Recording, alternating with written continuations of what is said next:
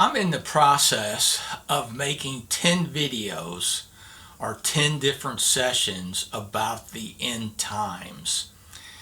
And it's important that you listen to each one in the correct sequence because they kind of build on one another. Now, I know there's some Christians that are very interested in future prophecy, and they just read all they can about it, and that's their main focus. And I want to let you know right off the start that I'm not an expert at future prophecy, and there's a lot more in the Bible than just future prophecy. In fact, I think there's a lot of the part of the word that's going to benefit you a lot more than probably what prophecy would. Then there are other Christians that want to avoid that topic altogether. When you start talking about future prophecy and God's wrath, that just brings about fear in a lot of people's life, and they don't really want to even talk about it. But I do think it's important that we have a basic understanding about future prophecy and what God's plans are in the future. And so when we start looking at prophecy, there are many different interpretations, and it does make that confusing to try to understand what prophecy really is all about. But my approach to talking about the end times is I want to give a basic outline that Scripture gives us concerning God's plan for our future days in the coming of Christ's kingdom. And I want to try to keep it as basic, as simple as possible. Now, there's a lot of things about prophecy, especially the details of the events, that we can't understand until they actually happen. So there is some speculation when you're talking about prophecy, and when we get into those areas where there's not a solid biblical evidence or that takes some guesswork, I want to be sure that I let you know that this is speculative. Nobody knows for sure, but this is our best guess. Now, the main purpose of me making these videos is to get the church ready for the end times, provide some truth that we can stand on as we get closer to those end times. And I think personally, if the church is not ready for the end times, it's going to be very dangerous for the church. So with that in mind, let's go ahead and get started into our study about the end times.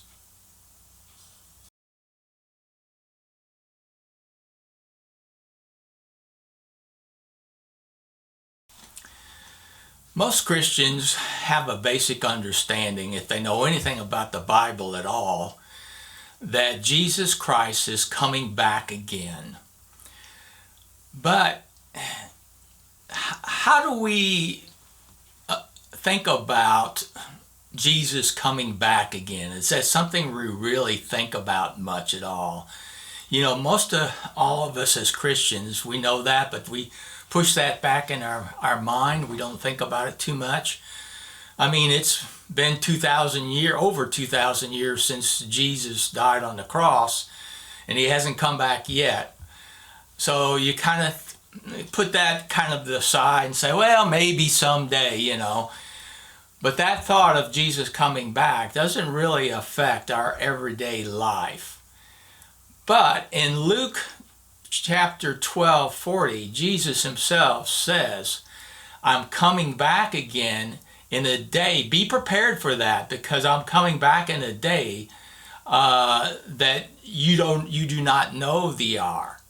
So basically, I think in Christians, we should be constantly have that hope and that expectation of Jesus coming back again. And that should affect us. And that should provide us a hope. Now, to start with, I need to tell you that I am a premillennialist. Now, what that means is that I believe there's going to be a time of tribulation. Then, at the end of the tribulation, there's going to be a second coming. When Christ comes again, then he'll have his 1,000-year reign. And then after the 1,000-year reign is the new heavens and the new earth. Now, there is some other theories that have a different way of thinking about future prophecy. And the two, probably the most two popular ones other than premillennialist, are the postmillennial, which believe basically that the church is bringing in the new age, the new heavens and the new earth. Well, how's that working out? I don't think there's much that we're seeing and experiencing that theory would actually really hold any water at all.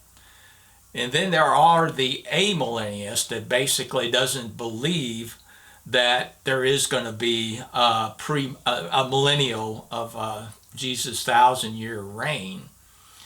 And basically, again, the church is just going to bring in utopia. Well, either one of those is just pie in the sky, I think. It doesn't really have any biblical foundation to those other types of theories.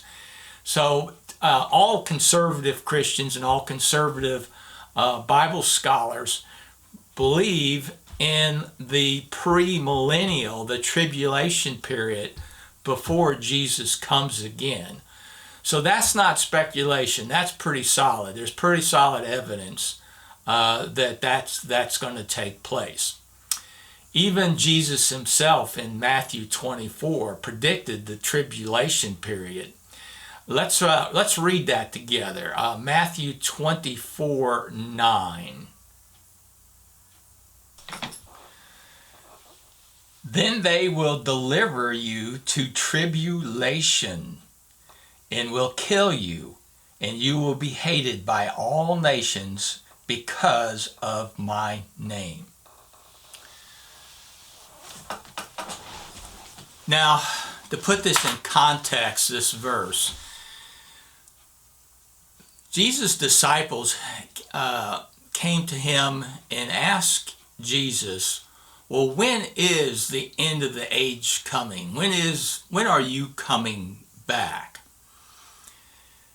And in this verse, it tells us that before he comes, there's going to be a period of tribulation that they're going to have to face. Now, can we predict when Jesus is going to be coming back again? Well, we need to listen to Jesus' own words in Matthew 24:36.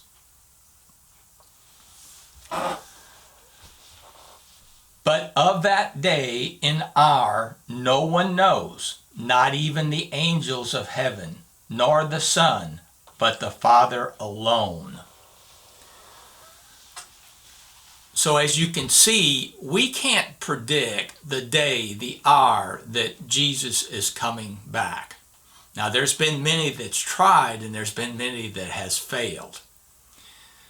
But in Scripture, there are signs that indicate when we're getting close to the end of age. And so we're going to be talking more and more about those particular signs that indicate that we're getting closer to Jesus' second coming. Now, let's go ahead and read Matthew 24, verses 32 to 34.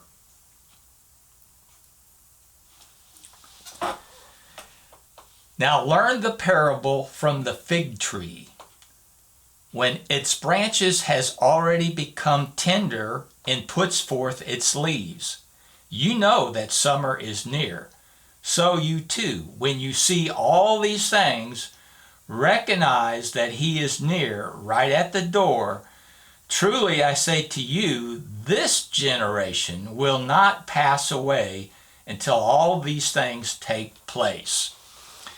So again, Jesus is telling the disciples that there are signs that you're going to be able to see that would indicate that I'm getting close to coming back again. And it's like the fig tree. When we see the blooms on the fig tree, we know we're getting close to seeing the fruit being produced on the fig tree. Well, where are these signs coming from? Well, let me ask you this. What group of people does the Old Testament focus on? They focus on Israel and the Jews. And after 70 AD, when Jerusalem was destroyed and the Jews were dispersed all over the world, there's a lot of Christians that thought, well, God's done with Israel because of their sin of idolatry and their pride. But is God through with Israel? Let's read Romans 11:25 to 27.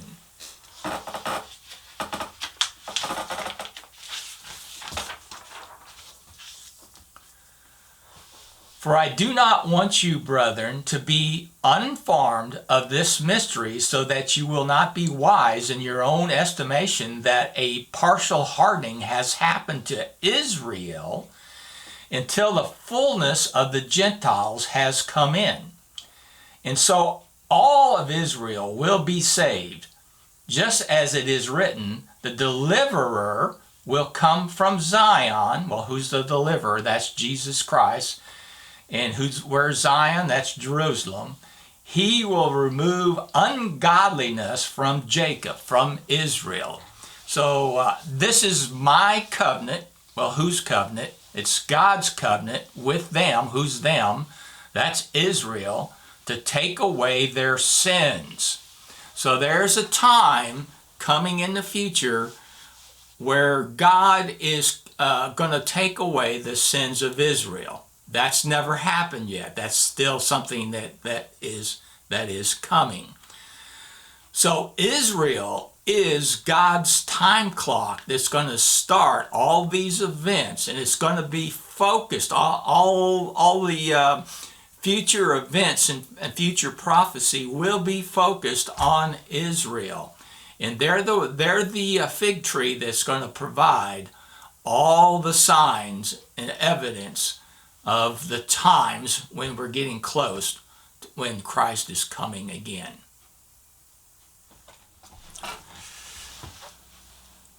Now Daniel, the prophet Daniel, provides a very accurate timeline of these signs and events that Jesus is talking about in Matthew 24.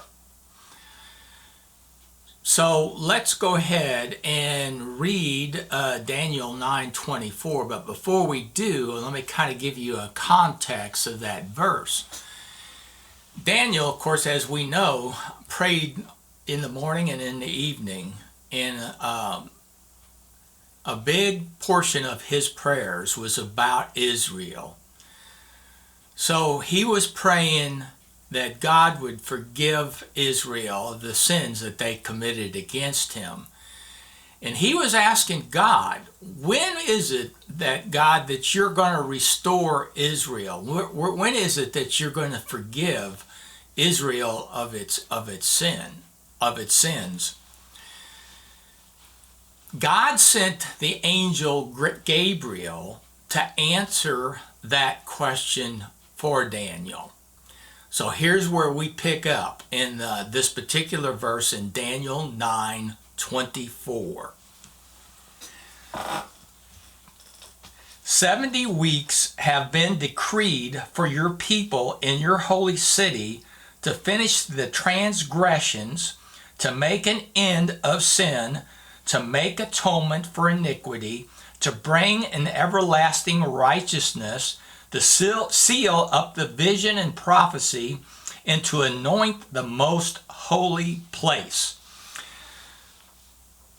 So Gabriel is telling Daniel that he gives him a very specific time period when this restoration is going to take place. Gabriel tells Daniel it's going to be 70 weeks. Now we know that God has not cleansed Israel of their sins yet, and it's been a lot more than 70 weeks. So we have to do a lot of understanding here, and I want to make sure you understand it's not me that interpreted the 70 weeks. There's been Bible scholars that's a lot more smarter than me that understands the Hebrew that helps us understand what the 70 weeks is all about. Basically, every day in that 70 weeks represents 1 year. Okay, how many days are there in a week? Well, there's 7. So you got to multiply 7 times 70 to know the number of years it's going to take for God to cleanse Israel of its sins. Well, if you do the math, 7 times 70, that's 490 years. All right. So Gabriel again is telling Daniel it's going to take 490 years for God to cleanse Israel of its transgressions and sins. And again, like I said, that hasn't happened yet. Israel's still dispersed, and Israel, Jerusalem, has not been restored yet. Now that brings up a really good question, because we know from the time that Gabriel gave that vision to Daniel up to this point, it's almost been 2,500 years. So what is this 490 years all about? Well, further into the vision that Daniel's given, Gabriel gives him very specific events that tells when the time starts and when it stops. So let's read those events in Daniel 9, 25 to 26.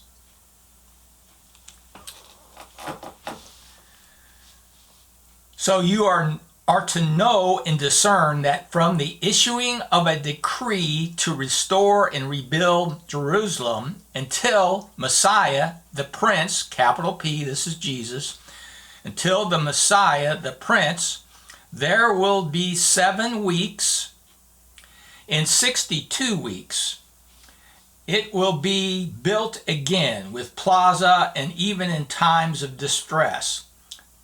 Then after the 62 weeks, the Messiah will be cut off.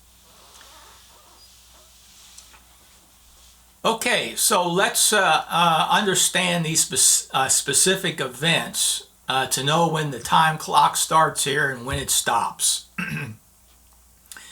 So there are 2 events that are specifically mentioned here in the verses that we just read. And these events have already taken place. Now this is pretty hard to understand. So to help make it a little bit clearer, I put a chart together to show us as we explain this. So let me go ahead and put that chart up. Now the first event that we read about in those verses we just finished reading in Daniel is the time where Artaxerxes, the Persian king, gives Nehemiah a decree to go back to Jerusalem and to rebuild Jerusalem. So that's when our 70 weeks begins, right there at that particular point. And then as you can see as we go down the line here, that it takes 49 years for Nehemiah and the Israelites to rebuild Jerusalem from 444 BC to 396 BC. So that time frame there is represented by the pink square right there that I put in there. And then the next 62 weeks starts from the rebuilding of Jerusalem until the Messiah has been cut off. And of course, it's talking about Jesus Christ being crucified, was represented by the red cross there. So from the time that Jerusalem is finished being rebuilt until Jesus is crucified is 434 years or 62 weeks. It's represented by that blue square. At that particular point, when Jesus is cut off, the time clock stops at that particular point. Now, if you add up the number of years from the time that the decree went out to have Jerusalem rebuilt until Christ is crucified, is 483 years if you add all of that together. So remember now what I said earlier, that the 70 weeks is actually 490 years. So if you subtract 483 years from the 490, you have 7 years left over. So the clock is stopped at the crucifixion, but we still have 7 years that's required to restore Israel and have Israel's sins forgiven by God. Well, if you remember when we looked at Romans 11:25, before I'll go there though, let me just say something. If you basically do the math from 444 BC to 396 BC, you're going to find it comes up 6 years short of the 483 years. Now the reason that is that we're using a Western calendar for these years to mark these years, but in the Jewish calendar, it wasn't 364 days that made up a year, it was 360. So that's where the difference is made up there. So going back to what we were just talking about, that when the Messiah is cut off, when Jesus is crucified, if we remember back in Romans 11:25 when we read that God was going to harden Israel until the fullness of the Gentiles. Well, the fullness of the Gentiles is the church age. So from the time that Christ is crucified, now we're in that timeline where we're in the church age that's represented by that little yellow square. And so far there's been like 2,000 years or better that's represented by that church age. And of course, the focus is no longer on Israel, but now the focus is on the church age to build God's kingdom and to spread his gospel. But there is a time coming in the future where the church age will come to an end. So let's continue reading the verses in Daniel 9 from the last part of Daniel 9:26 to 27 to look at the future events and when the clock starts again. The people of the prince, now look at that word prince. It's not a capital P, but it's a small p. So we're not talking about Jesus Christ, the Messiah here. Let me go ahead and finish. Who is to come, who will destroy the city. What city are we talking about? That's Jerusalem. In the sanctuary. That's talking about a temple. So there's a third temple that is coming that hasn't been built yet. Now let me go ahead and finish. In its end will come with a flood. Even to the end there will be a war. Desolations are determined. And he will make firm a covenant with the many for 1 week. Now, who's the many? That's the Israelites. That's the Jews. For 1 week, that's 7 years. Remember, each day represents a year. But in the middle of the week, which would be like 3.5 years from when it starts, he will put a stop to the sacrifices and the grain offering, and on the wing of abominations will come one who makes desolation. Remember that term, abominations and desolations. We'll come across that and talk about that several different times. So who is this prince that is talking about in this verse? Well, this is the Antichrist that comes in the future, that opposes everything that Christ and God stands for. And so we see here that he makes a covenant with Israel at the beginning of the tribulation. It makes a 7-year peace pact with them. But in the middle, he breaks that covenant. Now let's go ahead and put the chart back up again to understand this, the whole time frame that we're talking about here, Daniel's 70 weeks. So you see the last 7 years that make up the 70 weeks of Daniel's prophecy, there is at the end of the church age, and that's the tribulation period. But what starts that, ends the church age and starts the time clock again for that 70 weeks, is when the Antichrist makes that peace covenant with Israel for 7 years. That's what starts it. And then that little green square represents the first 3.5 years of the tribulation.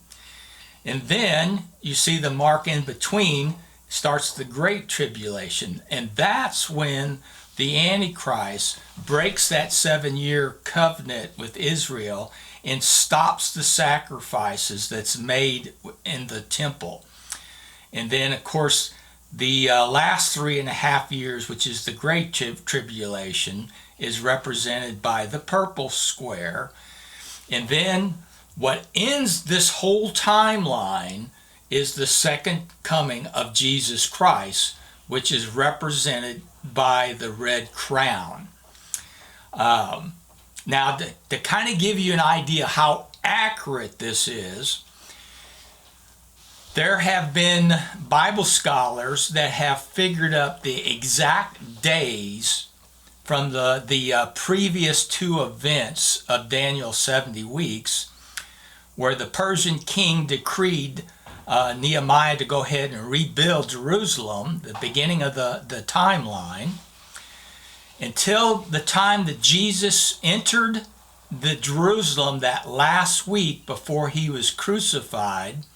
And again, by using the Jewish calendar of 360 days a week, they'd have determined, by knowing the exact day that the Persian king gave that decree and the exact day that when Jesus entered Israel is exactly 483 years.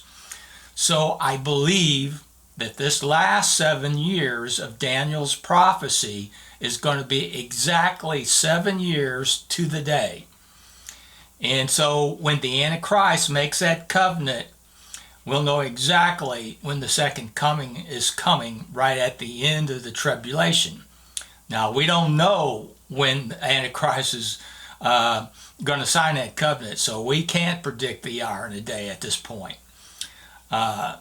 So hopefully that chart then makes it a little bit clearer about what Daniel's 70 weeks is all about. Now, Revelation also confirms this 7-year period that's being predicted in Daniel 9. Let's turn to and read Revelations chapter 11, verses 1 and 2. Then there was given me a measuring rod, talking about John, like a staff, and someone said, "Get up and measure the temple." Again, we're talking about that third temple that'll be built in the future. measure the temple of God, and the altar and those who worship in it, that's the Israelites, leave out the court which is outside the temple, and do not measure it. For it has been given to the nations, not Israel, to the nations, and they will tread underfoot the holy city for 42 months. Okay, let's think about how long of a period is 42 months. Well, it's 3.5 years. Now remember, in the middle of the 3.5 years, according to the Daniel 9's prophecy, that's when the Antichrist breaks the covenant that he made with Israel. And so this lines up perfectly that the nations, in other words, not Israel, will trod underfoot the court of the temple. And it's forbidden for Gentiles to be in that court. So we see again where the Antichrist is overtaken the temple area for that last 3.5 years, which is the Great Tribulation. So again, if you look at the whole picture of this, it confirms that 7 years of tribulation period that is talked about in Daniel chapter 9. So it's important to understand when you start talking about prophecy that you understand that time period of 7 years. Now this is not just my interpretation. I'm not smart enough to make this interpretation, but this goes along with many Bible scholars like MacArthur and Dake, and the Bible application goes along with this theory of seven years. So it's well established in the conservative community of Christians when they interpret prophecy. So this is really not speculation. This has got quite a bit of biblical proof to confirm that 7 years of tribulation. And so it's important to understand when we start talking about the tribulation that is within that 7-year time frame. Now, within that 7-year time frame, the prophets in Revelation, John the Revelator, provides a detailed descriptions of all the events that's within that 7 years and even the events that precede it. And we're going to be talking a lot about those events next session when we look at Matthew 24. But again, it's important to understand, if you don't understand that 7-year tribulation, you're going to be completely lost when we talk about prophecy. I know there's a lot of Christians that don't really want to think about the tribulation period. You know, when you start thinking about all the tragedy and death and plagues and talking about Armageddon, who wants to think about that? And some might even say, well, how can a loving God allow these things to actually even take place? But the Bible is very clear about this, brothers and sisters. These events in this period of time is going to take place. And just like we read in that one scripture when Jesus said this is all going to take place in one generation, these events aren't going to take place over hundreds of years, but it's going to take place in one generation. And could it be, I'm not saying it is, but could it be that we are the generation that is going to enter into that tribulation period? And are we really going to be ready if there's so many Christians that doesn't want to think about the second coming, that doesn't want to think about tribulation, and not even acknowledge its reality? Or is the church really going to be ready for that? Well, I'm going to leave you with that question till the next session.